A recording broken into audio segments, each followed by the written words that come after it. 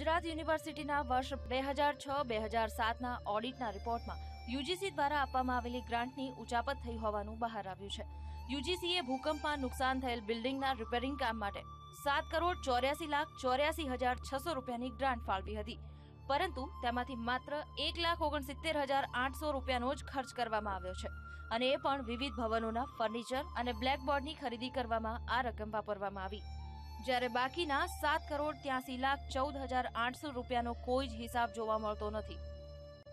યુનિવર્સિટીમાં ધરતીકંપને કારણે મકાનોની સમારકામ માટે સરકારે અંદાજે 7,85,00,000 રૂપિયાની ગ્રાન્ટ આપી હતી.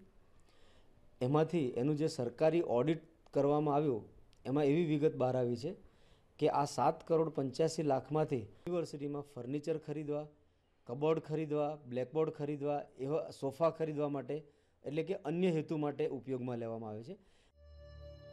ઓડિટના રિપોર્ટમાં જણાવાયું છે કે ચોક્કસ હેતુ માટે ફાળવાયેલ ગ્રાન્ટ પૈકી અન્ય હેતુ માટે કરાયેલ ખર્ચ બાબતે આધારો સાથે યુનિવર્સિટીએ સ્પષ્ટતા કરવી. રિપોર્ટમાં અનુરોધ કરાયો છે કે આગામી ઓડિટમાં સઘળા રેકોર્ડ રજૂ કરવા તથા સ્પષ્ટતા કરવી. જોકે આ અંગે કુલપતિ પરિમલ ત્રિવેદીએ બચાવ કર્યો હતો. ભૂકંપની ગ્રાન્ટ મારા અગાઉના સમયમાં આવેલી છે. ભૂકંપના કામ બી મારા અગાઉના સમયમાં થયેલા છે.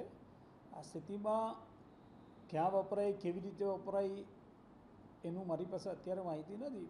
અર્થતંત્ર 60 વર્ષમાં જે નીતિ નિયમોને ચાલે છે, નીતિ નિયમોને જ અમે વળગી રહીએ છીએ. યુનિવર્સિટીના સમારકામ માટે અપાયેલી ગ્રાન્ટના કથિત ગોટાળાથી યુનિવર્સિટીનું રાજકારણ ગરમાયું છે, ત્યારે આ મુદ્દે સત્ય હકીકત બહાર આવે તે જરૂરી છે.